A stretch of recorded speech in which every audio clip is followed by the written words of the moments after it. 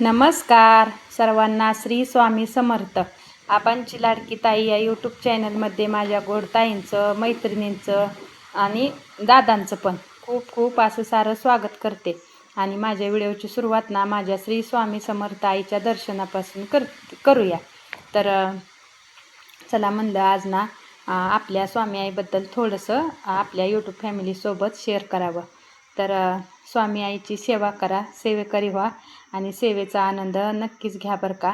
आणि स्वामी आई एवढं भरभरून देतात ना, तर खरंच आपली झोळी अपुरी पडते. एवढं भरभरून देतात आणि एवढं स्वामी आईने डोक्यावर माझ्या पाठीशी हात ठेवला आहे ना, स्वामी आईचा आशीर्वाद आहे ना, तर खरंच खूप मोठा आशीर्वाद आहे बरं का.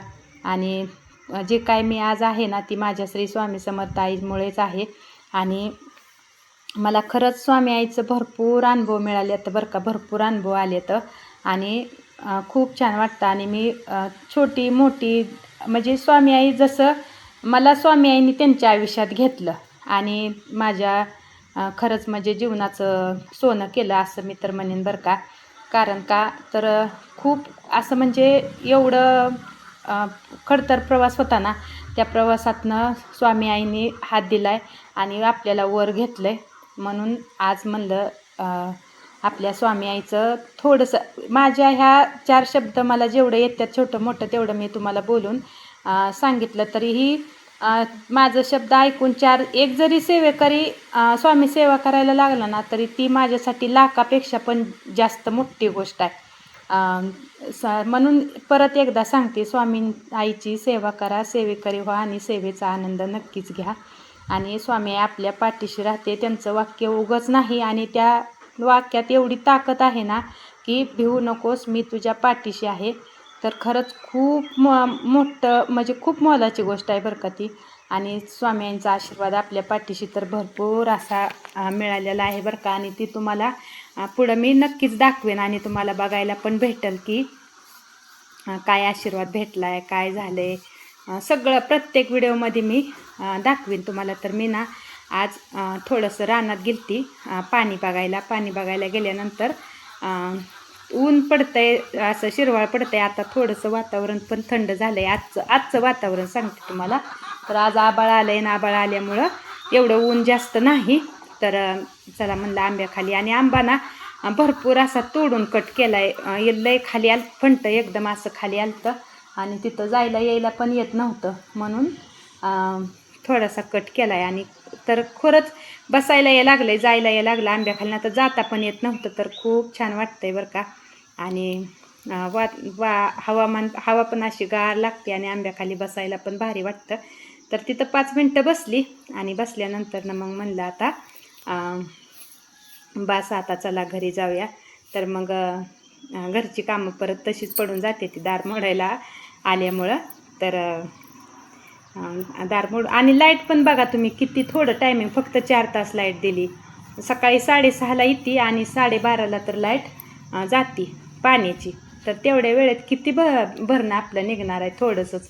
तर उन्हाळा असल्यामुळं लाईटीचं प्रॉब्लेम असल्यामुळं त्यांनी लाईट कमी केली आहे. आणि घरातले पण सिंगल फ्यूज पण सारखीच घालवते ती. लाईटीचंच खरंच जास्त प्रॉब्लेम चालू झाले. तर आता काय करणार, आपलं तिथं काय चालत नाही बरं का. आणि केळीला ती कसं भरपूर पाणी लागतं ना. आता ही कसं आपलं कडवळ टाकले, कडवळाला काय एवढं पाणी जास्त लागत नाही. आणि इकडं बघा नारळ आल्यात आणि पहिल्यांदाच लागल्यात बरं का नारळ. आता 2 गस ह्याचं घरी आणल्यात आपण आणि आणखीन पण दुसरं आता एकदा सुरुवात झाली म्हणलं की ती भरपूर नारळ लागतात. असं कमी तर लागतच नाही बरं का. आणि मस्त वाटतंय वातावरण. तर म्हणलं चला घरी जाऊया आता. आणि घरची कामं पण आवरायची ती तसंच पडली ती घरातली कामं. बाहेर रानातलं बघायला गेलं की मग घरची कामं राहून जाते ती आणि घरातलं बघत बसलं की मग रानातली कामं राहून जाते ती, असं होतं. तर घरी जात म्हणलं आता पेरूला बघावं.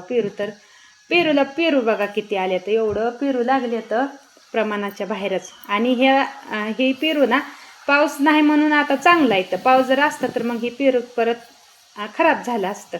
पण आता सध्या सारखं पेरू सापडतात. पेरूच्या झाडाकडे गेलं की मग पेरू सापडतात आपल्याला. एवढं फळ लागलंय, पानास फळ लागलंय, एवढं प्रमाणाच्या बाहेरच फळ लागले पेरूला. आणि उन्हाळ्या दिवसात असं बघायला पण भारी वाटतं बरं का, हिरवगार झाड छानच वाटतं. तर बघत होती आणि पेरू पण हुडकत होती मी खायला घ्यायला, सापडतोय का म्हणून.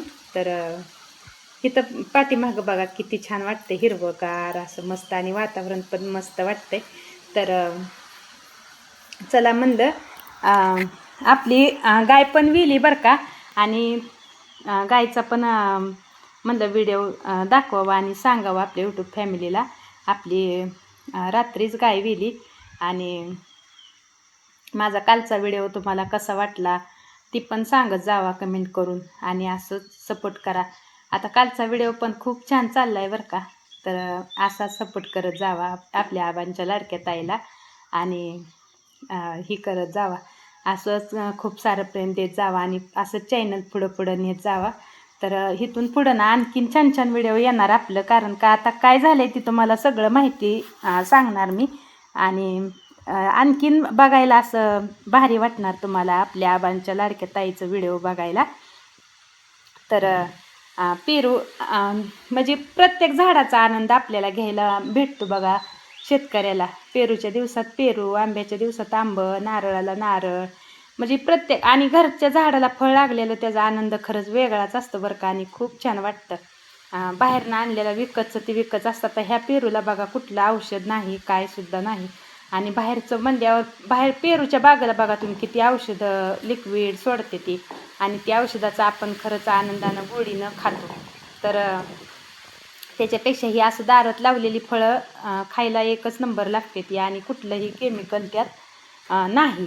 तर त्याच्यासाठी आपल्याला आता पाऊस पडायला लागला ना, थोडंसं माळवं पण करायचं, म्हणजे ती पण आपल्याला बिगर औषधाचं बिगर केमिकलचं खायला भेटणार.